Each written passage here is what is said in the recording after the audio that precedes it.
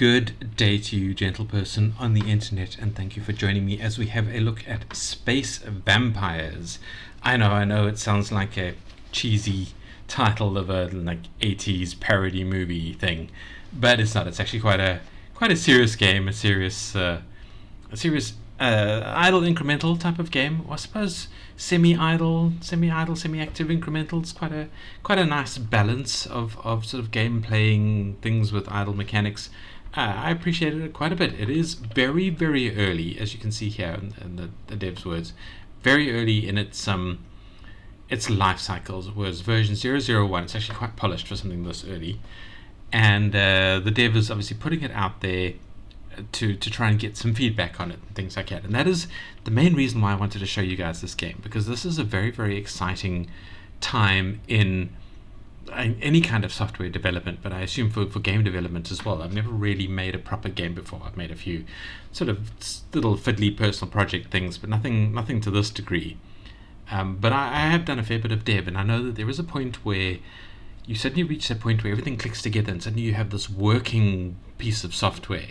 And that's exciting, that there's a thrill there, but it also means that you have to then grind the polish. You've got this thing working, but now you have to make it nice for other people to use, and that is quite a grindy, almost depressing time when you're now fighting issues and things like that, and trying to kind of counter your own thinking and realize when something's broken, even when you know how to work around it, and all that kind of stuff. There's a lot of frustrations at that point, and I'm glad to be a part of this. Why I'm showing this to you, because I'm glad to be part of this, because it is the exciting point in a game's life cycle where the game is now just emerging from the egg, as it were, and also because I know that the devs need our help at this kind of point in the dev cycle. They need us to point things out. They need us to give encouragement, to give enthusiasm. So I'm hoping that by making this video and then showing it to you guys, that a lot of enthusiasm floods back towards the devs, so they can get going with this game and finish it off and get it out there. So I'm going to put a few criticisms after I show you guys some gameplay and things like that. There's not much of a tutorial, so hopefully this video will kind of cover how to play the game a little bit from some things that I've discovered, and hopefully we can give some encouragement to the developers and get this game going. Alright, let's click the play button and let's look at what we're doing. So the basic storyline, the basic idea is we are vampires, right? We are vampires, we are in space. We have been fighting against humans. They believe they've wiped us out, but we've managed to find a little hiding place, build a little space station somewhere in the corner of the galaxy, and we need to build up from there and rebuild our vampire world. I'd love. I mean, I like this basic idea. It's a fun basic storyline, but I'd like it tuned a bit to make us more like less of the bad guys. I mean, we are the anti-humans. I would prefer it if we could be balanced a little bit to become more kind of anti-heroes. So we need to be quote unquote good vampires, vegetarian vampires who are trying to be the good guys and do the right way, but the humans just attacked us and betrayed us anyway. So that it would be nice if the lore made us kind of more on the positive side, so we have a better flag to fly behind. I know some players like to play the bad guys, the proper bad guys, but I think a lot more players want at worst a kind of an anti-hero rather than a villain. I would recommend fine-tuning the story a bit to kind of make us more on the good side. And I know a lot of devs think, this is too early to worry about the story and things like that. It's not. No, the earlier the story, the better. The story is quite easy to kind of write, per se. So you can get storyline as something that pulls players in, going quite quickly with minimal effort. So build your story and then code around the story and get that story in there, and then you will have sort of a collection of players who will like your game even though they haven't played it yet, just because they like the story and they get impassioned into it. Also, minor bug here, if this is shadowed on one side but is spinning, the shadow should be moving around rather than the thing's just spinning. I guess maybe it's just black on one side. Anyway, we get to choose to start off with a starting point with kind of our starting equipment and processes. This is very meaningless to somebody who's playing it for the first time. They did say Decadent is recommended for beginners. We'll have a look at the mechanics in a moment. I think let's just go with the Decadent and see what we can forge through there. I'm not going to play too far into it. But yeah, so don't worry about this too much. Choose one at random, really. You just build your mechanics around it accordingly. But Decadent is quite a good, straightforward way for beginners to play, I guess. I think so. I don't know. I played all of them a little bit. But yeah, let's jump into this. Right, so let's pause here and we can take a look at the screen and what we have going. So this is our space station here in the middle, looking a little bit like a Harry Potter wand. We can't revolve at the moment because we've paused. This up here is our kind of thing. This is something I really like about the game, is that our sort of gameplay windows here, we can just move them around. I like that quite a bit. We can sort them to our own desires. These are kind of our controls, our gameplay controls. This guy on the left is, I guess, our advisor / us. He will tell us a bunch of stuff there. I suppose this works as a tutorial, but it's not really very good. It doesn't teach us a lot of the mechanics and things like that. But yeah, so he's going to tell us some things. Down here on the bottom left is our kind of our progress bar. As this increases, as we sort of do things, it'll slowly increase, and we'll pick up levels. Basically, every time it reaches one of these points, we will level up. It'll open up access to a random selection of other possible elements that we can add to our station, and therefore more controls that we can add. And it'll also pop out sort of various enemies that we then have to fight against through their idle mechanics, as it were. We'll see that in a moment. In the middle here is the level up button. Once we reach one of these points, it will light up. We will click it and we will get an upgrade, as it were. On the right here are our currencies. We have blood that we collect and we can do things with. We have people that we can collect and do things with. Those are our two basic currencies that we're kind of balancing to start off with. This is our sort of martial, our weaponry currency. We'll try to earn that later to then fight off our enemies with. And this is kind of our elite vampires, which is the fourth currency that we'll be using for certain things, possibly depending on which upgrades we choose and things like that, but it's just a fourth currency. There are another 4 things down below it. I don't know what these are. I don't think they're implemented in the game just yet, in this current version of the game. They might just be there for other things to happen, things like that. Obviously, here's the pause and play button, and here is the day button. As the day cycles through, various triggered events will occur based on what upgrades we have running and things like that. So, looking at the controls that we have, these will be different depending on which of those 3 starts you have. But we have a theme park that we can build. For 10 blood, we can buy a carousel, and if you mouse over it, you can see that it produces 1 person every 3 days.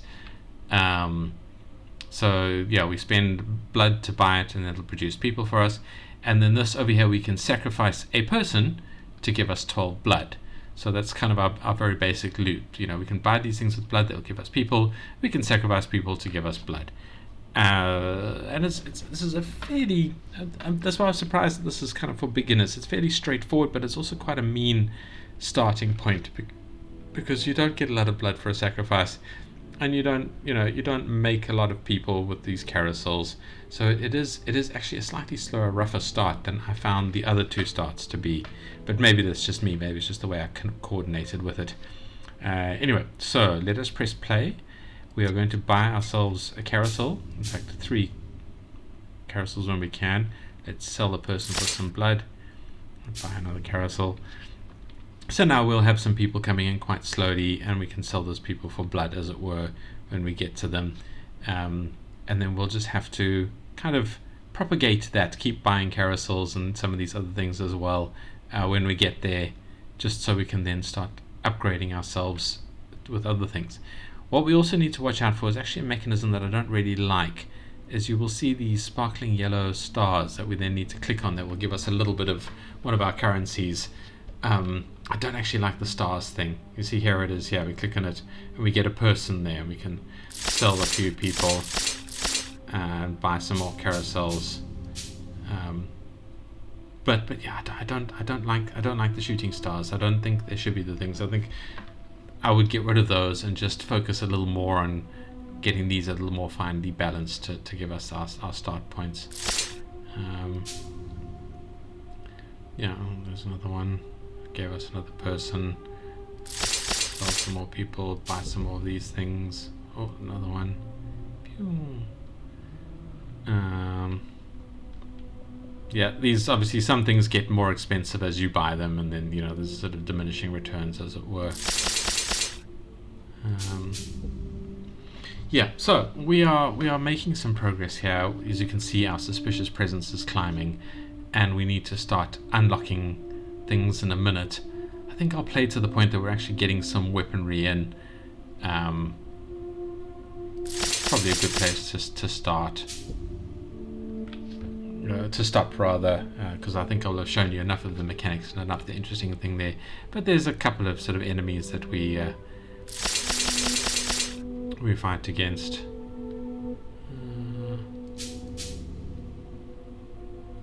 I think I need to save up some people and try and buy some of these other upgrades. So, for example, we have the carousel here, which will give us people every number of days. We'll have the second one that costs us 10 people to buy, but it should speed the carousels up a bit. I think that's how I interpret that. And then we have this thing that'll cost 150 blood to buy, and it will speed up the carousels in a different way. Alright, so we have reached the end of the suspicious presence. We have leveled up, and now we can choose an upgrade. We have the blood bank, which will just give us blood. So we'll have another window where we can buy these things, and we can just pay blood to build factories, which will then just give us blood. This is quite a good one, because blood is a pretty solid currency that we can then start using later. Plasma upgrades that'll make the blood factories work a bit better. Blood bloom, this is a once-off purchase that will just give us a big burst of blood depending on how much blood we have.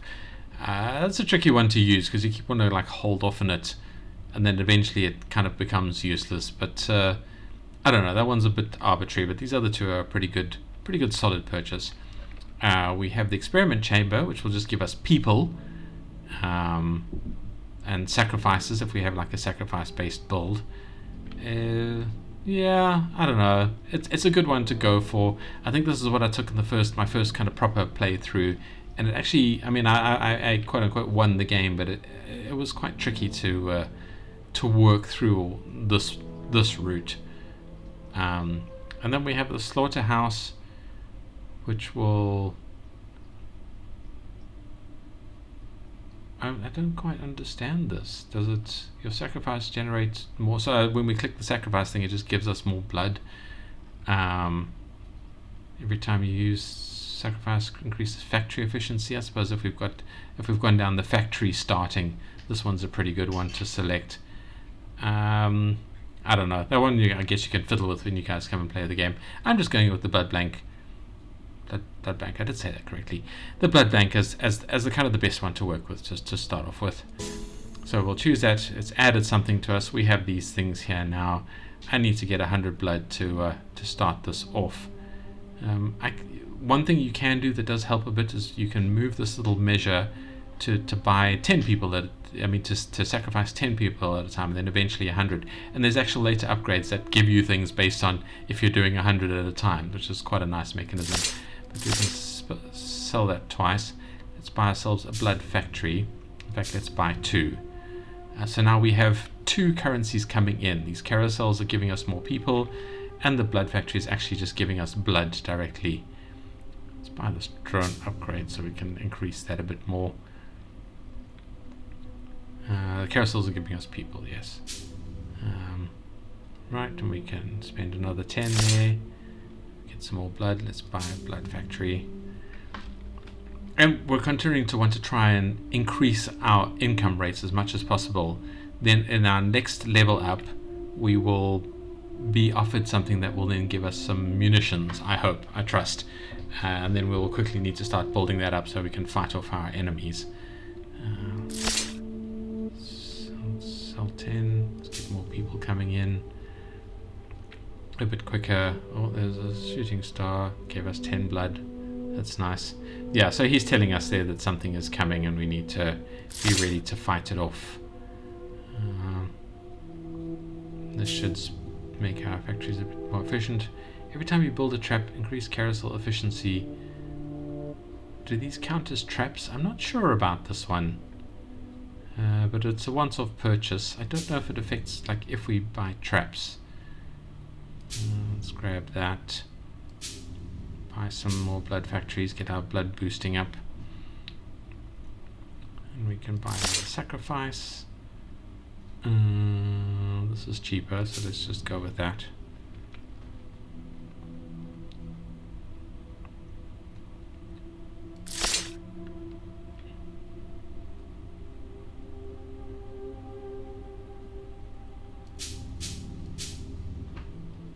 Alright. I have no sort of real numbers to decide which of these are the better to increase, so I'm just kind of going with gut instinct at the moment. The game isn't too hectic. It does allow for you to kind of play a little roughly, a little bit based on gut instinct. Let's get that. Let's buy some carousels. Boost the carousel speed.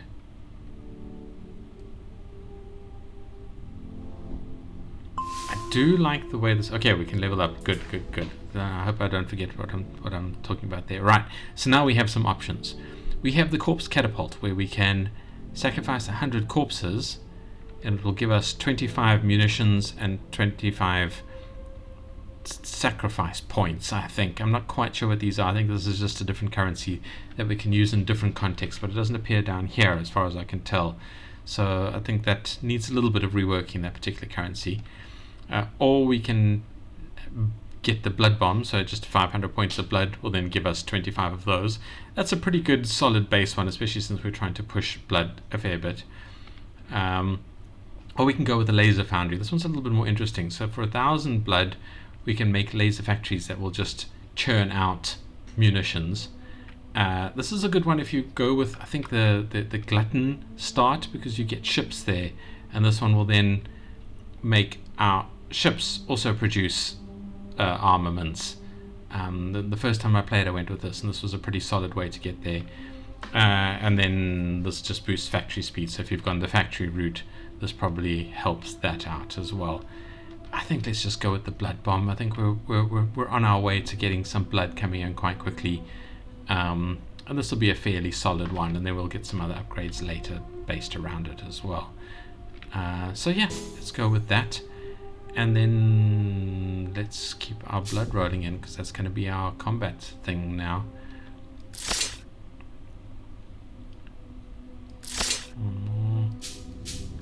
Try and get the blood coming in as fast as possible. Let's buy one of those.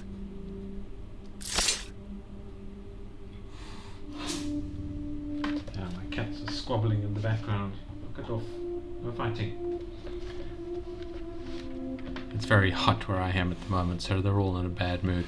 Alright, so we can already spend some blood, and we can get ourselves some munitions. So we got a few there. And the smugglers will pop up soon and be wanting to fight us. So we do need to get some munitions set up so we can fight them off. How are we doing these people? Where's our blood? Oh, there we go. There's the smugglers. So these are the bad guys now. We'll go through them in a moment. Let's just buy some blood factories. Let's pause while we're having a look at them. So these are kind of how the bad guys work at the moment. We have the smugglers, and then we'll have the admiral and the military coming as the sort of the second layer. But we're just going to go through the smugglers a bit, maybe fight them off a bit, and talk about how to win. And yeah, that'll be it for this gameplay demo. We'll go through the critiques a little bit after that, but not too many critiques. So yeah, so we have our smugglers. This is now the enemy. They will sit and slowly build things, randomly selected things that will come and harass us. They normally have a thing that we need to kind of purchase or destroy. It'll take 100 munitions. We only have 25 at the moment. That will get rid of the smugglers. So that is their core. That'll destroy them off. The next rank of enemies have shields that we have to destroy first before we have access to their final sort of layer, to give a little bit more difficulty behind it. They're also building things that then attack us in a way. So they have like human stealers who will every couple of days nick one of our humans, our captives, as it were. And then we have blood stealers that every so often will nick some of our blood. And these can stack. So he's building another human stealer, so there will eventually be 2. And we'll have to spend 10 resources to destroy each one. So that's kind of progressing. They also build human cargo and blood cargo, and if you destroy that, you get a bunch of blood and a bunch of people, respectively. So they do benefit you in a certain way, but you need to spend munitions to get those things. So what I'm going to do now is I'm actually going to spend 20 munitions in total, 10 each. Let's click play and do it.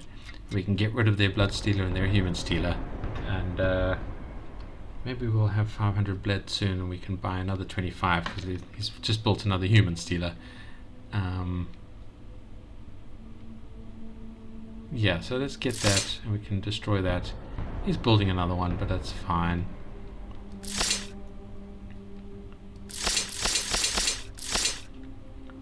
Where's our blood factories? I moved it over here now, so we can buy some more of those. Buy some more carousel.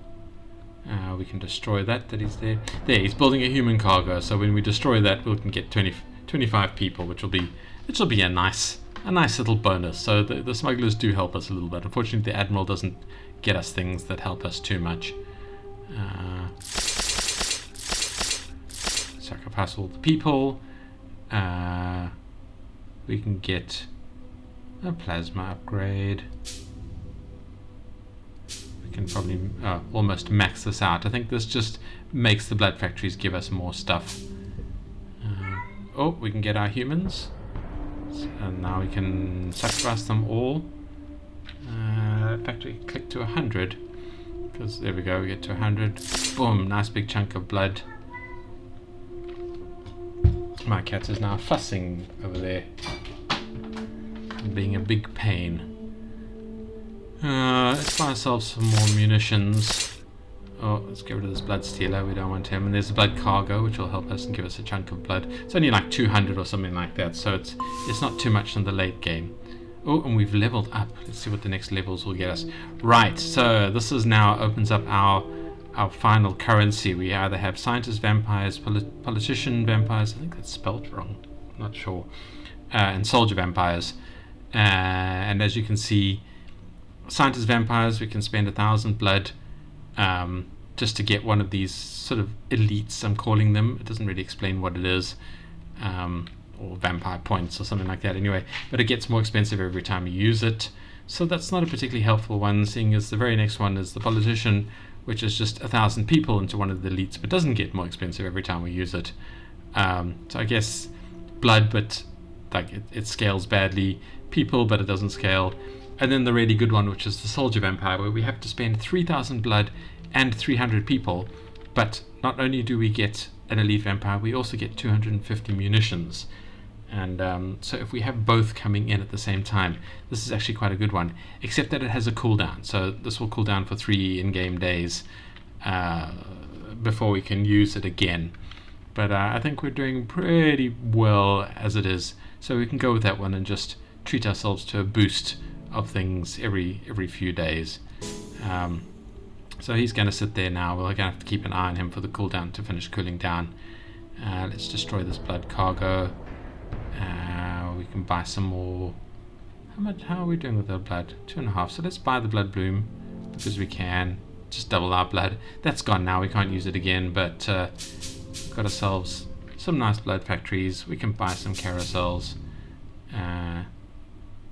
Speed up the carousel traps with the people that we have. And go away. We can destroy the human stealer. We don't want that. Thank you. Goodbye. Shooting star coming in. Don't think that gave us much. Alright, these curses things. And I think that's about where I'm going to leave it. Buy some more munitions. let's do some sacrificing there.